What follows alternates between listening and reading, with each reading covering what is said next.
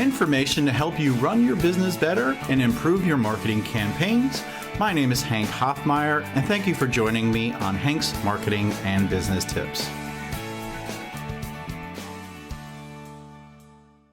Welcome to episode 276 of the Hmbt podcast. Today, I am joined by a guest. I love when I have guests on.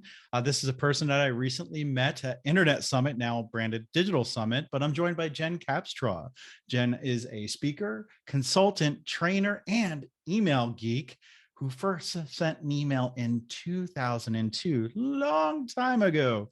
She serves as president and co-founder of Women of Email, a nonprofit organization with 6,000 plus members aimed at promoting leadership and cultivating professional growth among women in the email industry. And it was great to hear Jen's session at Internet Summit, Digital Summit, whatever we're calling it these days. I believe, Jen, you had a workshop and then you had an actual session. I attended both, and I said, we have to bottle this up and get this onto my podcast. I actually went up to you afterwards and I said, hey, I recorded some snippets of your talk. Do you mind if I share that on my podcast? And you said, better yet, let me come on the show. I appreciate you being here today, Jen. Well, I appreciate the opportunity and the invitation. And yeah, it's the 20th anniversary of my first email campaign this year. And you have been in the biz, I guess, every bit as long as me. And I can't believe we haven't crossed paths prior to Digital Summit in Raleigh. That shows that you still have to network. You have to reach out and connect with new people because there's always going to be someone awesome to connect with. And like you said, I'm surprised we have not crossed paths, but now I'm glad we did. It's like star-crossed paths. Well, the email community is so warm and fuzzy. So it's always awesome to meet new people. It is. It's great. And even though the conference was during the pandemic, the numbers were a little bit low. I found it to be a really good and engaged audience, and a lot of the sessions went really well. And I'm going to applaud Digital Summits for putting on a great show and helping the community that wanted to be there in person, but also offered the recordings afterwards. I started going to live events in August of 2021, and the energy, the vibe, it changed over those months from the summer into the autumn. Into winter, there was just a lot of tension in the air with the first couple of engagements that I went to. People were, they were masked, they were anxious. Attendance was rather low, and that physical barrier of the mask, it creates like an emotional distance. And so I agree with you that engagement was strong and attendance was strong, all things considered, by November. It changed a lot over those few months. Do you think that conferences are changed forever the way they're going to be? Do you think they'll all be like hybrid events now where you can watch it from home or go in person? Well, I know that a lot of event organizers, their pivot for right now is that they're only planning 60 to 90 days out. They're not planning a whole calendar year out like they used to. I don't know if we're going to have to do that forever. Not everyone is doing hybrid. Digital Summit is doing live and virtual, and they're actually doing some channel specific events now. So we just did an email deep dive virtual event in December, and there's going to be another one coming up in the spring, which is exciting. It was such a hit. They're like bringing back the same team to do it all over again. And FYI, every single speaker was a member of Women of Email for that one. So that was cool. But I don't know if we are going to be living with masks and anxiety about viruses for the rest of our lives. If so, then yeah, events are forever changed. I'm hopeful that something resembling what used to be normal to us comes again in the future, because I miss that. I miss interacting with people in a fearless kind of way. Maybe that'll lead to more outdoor events in warm weather type climate areas. In Raleigh, Pendo, it's a software for other softwares. It allows you to measure what people are doing in the platform. They had one outside at the Raleigh Red Hat Amphitheater, and it was awesome. Other than being hot and sunny, it was really awesome. Maybe we could have more of those. I support it. I would love to do some outdoor events. Cool. And they had a concert at night. It was a perfect venue because they have concerts there, but they were able to reconfigure it for the conference. And it was great.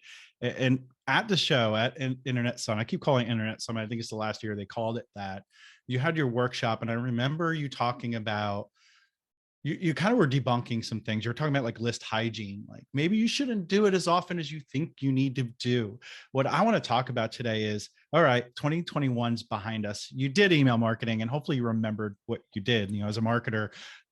I want to talk about what should we be doing in 2022. Obviously, we have the whole privacy concerns people have. And if people don't know, Apple made some changes where it's just making targeting and measuring what people are doing with their emails a lot harder. We're not going to go into detail to that. There's just a lot of different things going on. People are getting inundated with emails, tired of emails. There's a great resignation. There's probably the great inbox cleansing as well going on. What do you think? And let's talk about for 2022.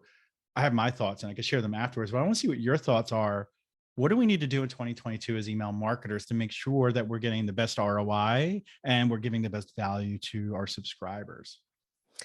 Well, even when email's bad, email is good, right? So ROI is phenomenal, even if you have mediocre email. And lots of brands, well, pretty much everybody really leaned hard into the email channel in 2020 as the pandemic hit and chaos ensued, and we just didn't really know what to do. They leaned into the right channel. Email is the place to be. There were some mistakes along the way. Everyone learned a lot really fast and adapted to this more agile style of working, which is awesome. And you mentioned the great resignation. I don't know that email marketers are necessarily leaving their jobs in mass, but I do know that there are buttloads of job opportunities. I have never seen so many career opportunities in email in my life. So the communities that I'm in, the volume of job postings is just unbelievable. And the compensation packages are often very nice as well. There are a lot of six-figure opportunities in the email space. You want to earn six figures doing email? Well, you do need to be pretty good at it. You do need to deliver ROI and contribute Right. to the bottom line. There are funny little subsects, I think, of email marketers. You've got solopreneurs and really scrappy small teams. Then you got the small and medium businesses, which I think are kind of divided, where some lean toward more of an enterprise approach to email. Others are more kind of a scrappy startup, growth marketing kind of mindset. And then you've got, that enterprise, big, fancy, elite brand kind of presence. And I think that the elite brands, they're the ones struggling the most, because what we've seen over the past couple of years is a complete abandonment of loyalty from consumers and a Right. distrust of marketers. And so just pounding out your promos, which is, your big enterprise brands, they don't necessarily have very sophisticated email marketing. They often are relying on older technology that's a little more cumbersome to utilize. It requires a lot of deep expertise, huge teams of people to make it effective. And so they're slow. And so that adaptation to that agile work style has been really difficult for most enterprise brands. Meanwhile, everyone else shifting, pivoting, figuring it out, moving at a faster rate. And I think that the lesson is for the big brands. What are the smaller brands doing? How are they running circles around you with less budget, smaller teams, and they're stealing away your loyal customers? It's time to take note of that. And I think it starts with mindset, right? Do you have a team with a growth mindset, or do you have people who are really comfortable with their 9 to 5 and their very Right. lovely employee benefits? And do they have the right technology that's going to enable them to work faster? And is there a culture where you're allowed to experiment and fail fast, learn faster, and keep figuring out what works? There's a huge trend that we've seen. This has been kind of coming for years toward values-centric marketing, social and political issues in marketing, anything that can strike that sentiment of solidarity. Hey, I'm like you, or I care about something that you care about. And so I want to make you feel something about my brand. And all trends were accelerated during the pandemic. And that was one of the big ones. And we're seeing that more and more and more. But the brands that are shying away from that, they're still, well, they're shying away from controversial topics, but they're still looking for those opportunities to build a sense of solidarity. And hilariously, the the gimmick that I see most often is dogs, like putting cute dogs in email. Can never resist a puppy. Never fails, never fails. And it is a way to build some kind of emotional connection, to give someone a little feeling of joy or a little chuckle. I'm not even a dog person, and I love the dog emails. I've never seen a really great cat email. I feel like that's my challenge to email marketers. Make me giggle with the kitties. More cats. Hashtag more cats. More cats in email. Well, I think you and I think alike in some ways. And you were talking about the big companies and not being able to pivot or do what, smaller brands can do. For me, my thoughts are, and I'm writing an article for our sister company for Eye Contact, which is Kickbox, on list cleaning service. And they asked me what my thoughts for 2022 are. And I think we need to go back in time instead of going to the future, because we built up to big data. You need to have all this data. You need to send the right message to the right person at the right time. You have to segment, you have to automate, you have to personalize. Yeah, to an extent, but we're going to lose some of that data now with cookies, third-party attribution. We're going to lose some of the opens with iOS 15 and Apple. For me, I think my message to especially small businesses is just do great email. Create great email that is for the masses as well. Personalize and segment when you can, but any general email, and get back to general email, like Mad Men style, just get to learn and know your audience, and overall, like a Venn diagram, like what is common with all of my personas, and just market to that. Create great visuals, great content, great call to action, that no matter who gets that email, they're going to say, oh my God, look at these cute cats. Somebody said that there needs to be more cats, and they're sending me cats, right? And hopefully that helps create that engagement. And you were saying, like, it has to align with the audience. Whatever you're doing has to align with your audience. And if it's a voice, if it's an emotion, if it's, hey, I want great support or great price, that's what you need to stick your tack on, right? I guess for me, it's going back, getting a little bit simpler, but doing it right. I agree. And segmentation was our buzzword, I guess, 15 plus years ago. Like, you've got to segment, and then that turned into you've got to personalize, and then that turned into you've got to have empathy in the inbox, and then it turned into, well, we've got to have these like corporate values, and we have to care about something. And all of those things have something in common, and it's just making the audience feel good and feel positive, build positive brand sentiment. And so, yeah, personalization is part of that, and having the data that can power that engine matters. But things just need to be personalized enough, relevant enough to get the conversions that you want out of it. Sometimes marketers will go overboard with like anything and everything they can find a data point on. They're trying to build a campaign around, and then there are a lot of marketers who are very upset that they don't have all the data points that they wish they have. But ultimately, you're just trying to build a bond. You want to build a trustful relationship. And sometimes you're achieving that with personalization. Sometimes you're achieving that through like that sense of solidarity and like-mindedness, or a little surprise and delight and joy in the inbox. The big shift that we are seeing is like away from leveraging negative sentiment to drive engagement or action. That is, we still see growth hackers and small-time bloggers talking about all of the ways that they are tricking people into engaging with email, but that has no long-term value, because if you want to maximize loyalty, you want to maximize customer lifetime value. We're playing the long game here. We want to retain our customers. And if you start playing silly games with them or sending them things that don't make them feel good, then that feeling lingers, and that can, in the long term, have an adverse effect. And that's driving this distrust in the inbox, and that declining loyalty and declining retention, which is so important to success. Right. I think while you're talking, I thought about when you communicate with people you know in your family.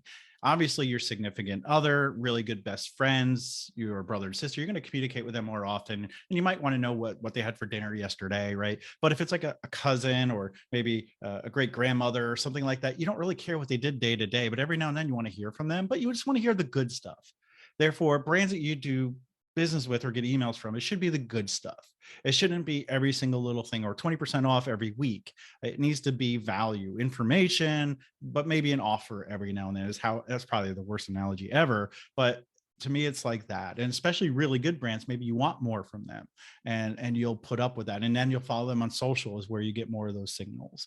But maybe there's this one brand and once a month they give you something so valuable in your inbox and it's the creme de la creme. And you're going to go ahead and engage with that. Right. And we are so tired of negativity. We are so depleted. We have been through some collective trauma over the past several years, political division, and then, dealing with a pandemic, and we're exhausted and we need good news. We need positive information. We want to feel good. We don't have the space for any kind of negativity anymore. It's, and you Amen. see it reflected in like in humor and pop culture, like dad jokes are in and sarcasm is out. And it's driven by young generations as they come of age. They kind of set the tone for what is popular in culture. And millennials transitioning to Gen Z brought this kind of a more wholesome bend to the world. They seem to care Right. more about people. I'm Gen X. All right. The generations behind me, they're better than me. And I look to them to learn and to figure out what's coming next and to explain to marketers where success is going to lie in the future. It's coming from the young folks. And Right. oh man, it's good. It makes me hopeful about the future. We're coming through a really dark moment in history, and I feel positive that Good. longer term, when I'm old and can't take care of myself, that the people in positions of power and influence are going to be taking care of me. And so, we can start thinking about that now in the Right. inbox in the way that we're communicating with people in very positive and wholesome ways. I don't know if you're on the Nextdoor app, but every time I open that, it's just so much negativity. I'm so close to deleting that app from my phone or going to the website because it's just people complaining about other people, about what they're doing in their yards and their animals and stuff like this. It's just crazy. And yeah, I thought Facebook was bad, but Nextdoor to me is more toxic, and maybe it's just my area. But I tend to go to TikTok, Instagram for my feel goods. Yeah, I am on that app. I recently moved to Atlanta. I was living in and around New York City for 15 years, and I spent the last 3 in Weehawken, which is right across from Midtown Manhattan.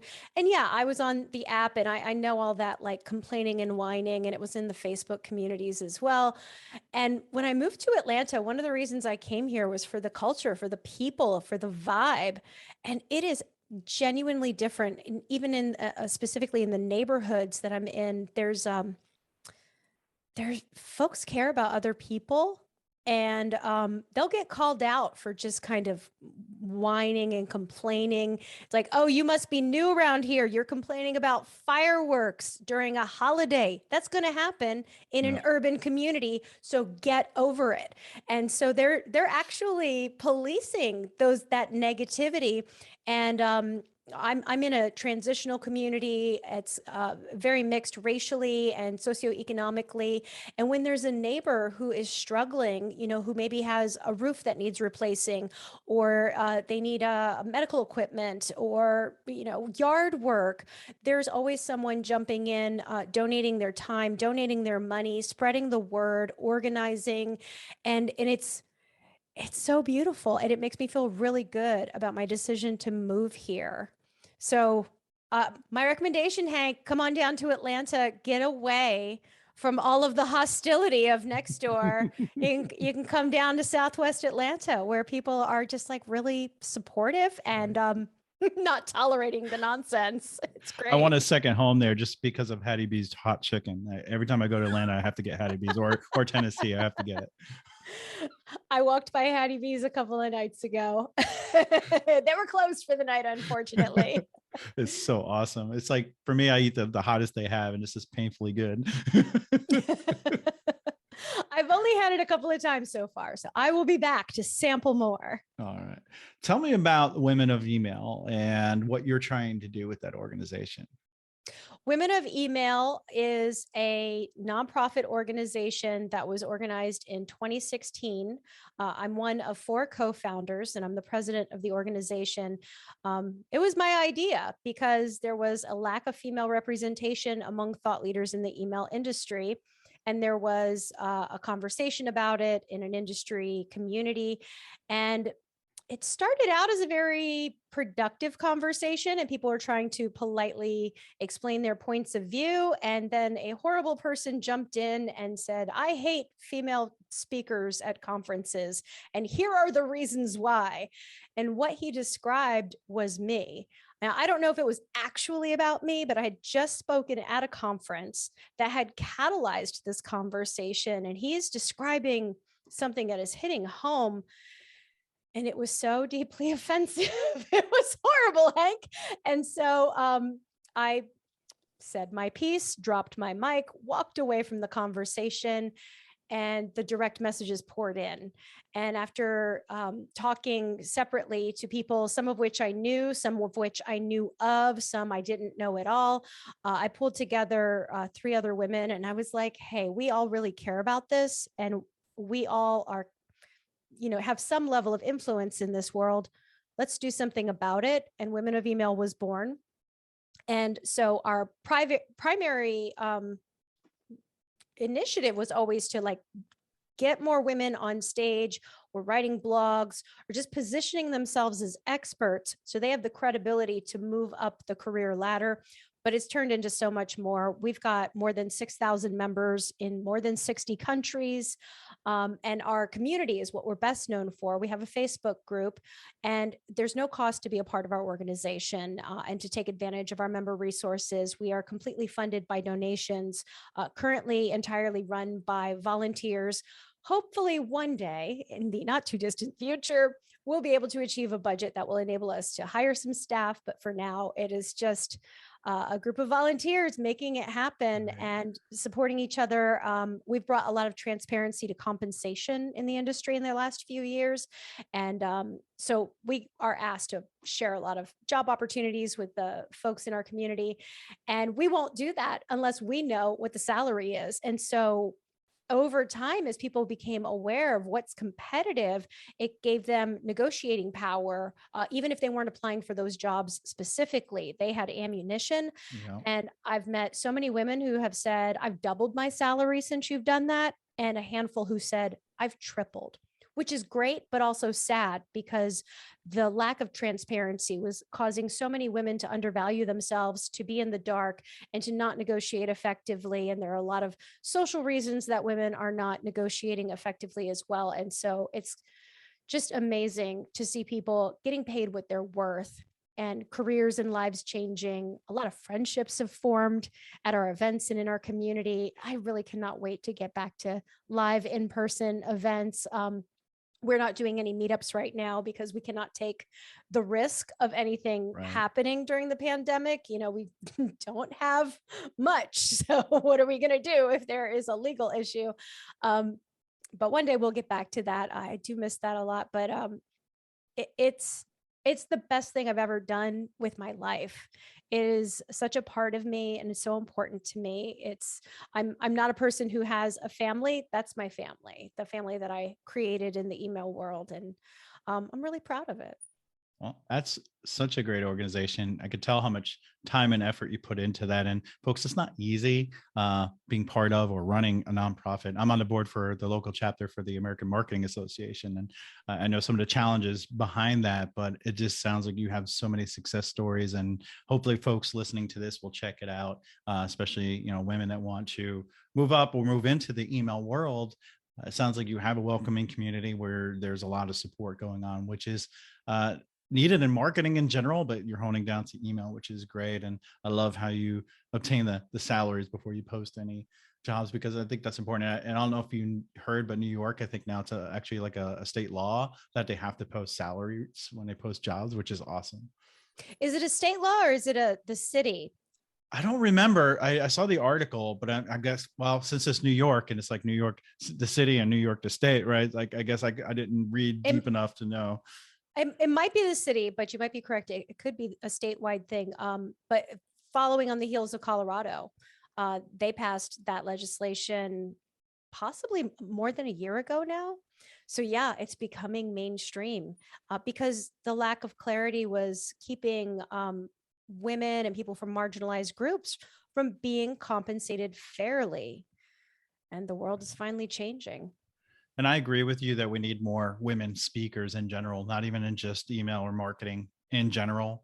There needs to be more on stage. And I've, even though I'm a man, I've heard some of the discrimination from people that select people, not heard it, but I've seen it, and I've seen people speak against it and say this shouldn't be happening. We need more women speaking. They're just as qualified, just as knowledgeable. I don't understand why in this day and age we're not at a point where, it doesn't matter who you are, what you look like, no, I guess experience does matter in a way, right? If you're speaking about a topic, but it doesn't matter who it is, as long as they fit the criteria of what the content is about, they should be able to get on stage.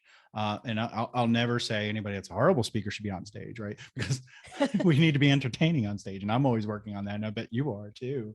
It's a hard thing to get up on the stage and try to entertain a room full of people. Yeah, especially when you're talking about something as nerdy as email marketing. It's a complex problem. There are a lot of reasons for it. In some instances, it's just that the conference organizers are predominantly male and they're tapping into their networks, and their network happens to be predominantly male. And if they're not giving it consideration and making it front of mind that there needs to be a diverse selection of speakers, then it's just naturally going to be a male dominated roster. Another issue is that women are afraid to get up on that stage. They are afraid to be judged. They are afraid at the feedback they may get. And that is for a good reason. In the earlier days of me being a speaker, I would get hostile anonymous comments from people. Wow. And it was really disheartening. And so it's justified that women have been less inclined to throw their hat in the ring. What we discovered with Women of Email, as we started normalizing women on stage and helping women with their speaker submissions and their slides and their talk tracks and so forth, and we put together a bunch of content over the summer. We called it our summer speaker series. We had a series of live webinars to kind of give you direction to help you become a speaker. But as we helped more women do it, and we were partnering with conferences who started prioritizing a gender balance, because in the United States, the industry is roughly 50-50 men and women. And very quickly, we saw the speaking, the agenda be roughly 50-50, if not slightly more women than male speakers at email events, which we never expected. But because we normalized it and women started seeing other women do it, they started pursuing those opportunities outside of Women of Email. Like, we were not directly connecting all of them with those speaking opportunities, but they suddenly said, I know someone who's doing this. I feel comfortable doing this. I keep seeing people being celebrated in the community for doing this. I've always wanted to do this, and I'm ready. I'm going to throw my hat in the ring. And so it's helped to normalize it and alleviate some of that anxiety. And something that is really tremendous about the email community is it is an uplifting and supportive place. Now, there's going to be a handful of jerks everywhere, but between Women of Email and the Email Geek Slack community, there's just no tolerance for jerks there, and people who are going to be condemning and criticizing anyone who's not white, male, cis, and straight. When I got into speaking for email marketing, and one of the first conferences I went to, I learned that, competitors were going to be there. And I had this idea in my mind, I'm going to see these competitors. They're going to give me weird looks. They're going to, frown at me, and, they're going to bash me whenever they can. But as you mentioned, I found the email marketing community to be very helpful, very accepting, talking to each other and getting to know one another, helping one another. I remember speaking at a same conference with Dan Tyre from HubSpot, and we both helped each other out on stage. I mentioned, hey, we cater to small businesses, but if you ever come to Eye Contact, you outgrow us, you might want to move to a platform like HubSpot. And I heard, I saw Dan in the back giving a thumbs up, and he kind of did the same thing when he had his session right after mine. And he just said, we're not for everybody either. And that's why Hank from Eye Contact is here. And we kind of helped one another out. And it's great to see that people do that. And I haven't really met anybody in the industry that is negative. And, like you said, there might be someone, but I found it to be a really great world, I guess is the word I want to use. And you're helping people get into it with Women of Email, and I hope people will look into either supporting the organization or joining it. I definitely want to share it out. And I work with 3 email marketing brands. I'm going to definitely let the folks there know about that, the women there. But what is the best way to find out more about Jen Capstra? How do we stalk you, find you, connect with you on, say, social media, or look into Women of Email? My handle for everything is at Jen Capstraw. So LinkedIn, Instagram, Twitter, wherever you are on the socials. And if you want to keep up with my ideas on email, my speaking engagements and so forth, follow me anywhere, all of those places. And Women of Email, if you are interested in joining, it's not just open to women. We're open to folks who are gender queer and non-binary as well. Just look for our Facebook group, not to be confused with our Facebook page. Look for the group.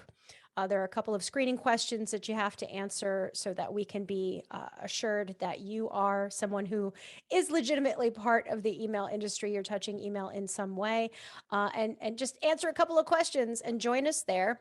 And if you want to take advantage of the benefits of membership in our organization, then you have to complete a free application on our website, which is womenofemail.org. It is the ugliest website in the whole email industry. I personally built it over a weekend in 2016 and have not had the bandwidth or resources to improve it. It was just meant to be a placeholder to capture data so that we had a database of members and prospective speakers for conference organizers. And yeah, we haven't improved it too much since then. So you focus on email, not websites. we're focused on community is what we're focused on. Our email, we should know better, but again, we don't necessarily always have the resources to do email to the best of our abilities, but we're all about community and helping women elevate their careers. Is one of your screening questions, can you define CTOR? No, because there would be so many beginners who would not know the answer to that. So you are not required to know what that is. You just have to let us know, what's your LinkedIn and what's your relationship with email, and are you, do you fit our qualifications for membership? Links in the show notes, folks, for everything that she just mentioned, social media, website, and the Facebook group as well. Jen mentioned to me, I don't know if she wanted to say it or not, but she is starting a podcast. It's not launched yet, but I'll be one of the first, hopefully, to let you know once that comes out. So you can learn more about email from Jen because she is such a gem, especially when I saw her on stage. She had so much great information to share and made me think about some of the presentations I may do this year. And I may, I don't know if you attended that one session, instead of copying and pasting, I'm gonna copy with taste. I missed that one, but I saw people posting about it. Like, that phrase resonated with so many people. Like, creating great content does not have to be that complicated, but you can't steal. You cannot steal. Right. You got to give attribution or credit where it's due. And that's something I actually do personally when I speak. When other people have really great ideas, I talk about those people and their ideas. And you don't have to know everything about everything. You can be inspired by the thought leaders around you and see common threads in their different ideas and talk about them. I can tell you a little bit about the podcast that's coming up. I'll tell you the tagline. Teaser, exclusive teaser here, folks. It's a podcast about the people, ideas, and accidents that drive email forward. Wow, I like that. Going to put me out of business. Never, never. We will support each other and lift each other up. There's room for all of us. Stay tuned for that. I'll include that in one of my future episodes. Once I know it's live, you'll probably see it on my social media channels. But until then, everyone, you can catch previous episodes at hankhoffmeyer.com/Alexa. I'm on all the channels. You can just probably search for my name to find me and then find the podcast. But hankhoffmeyer.com is the best place to find that. And with that, Jen, I appreciate you being on today. And the biggest takeaway is more women and more cats in email. Absolutely. That's the best possible takeaway today. Have a great day, everybody.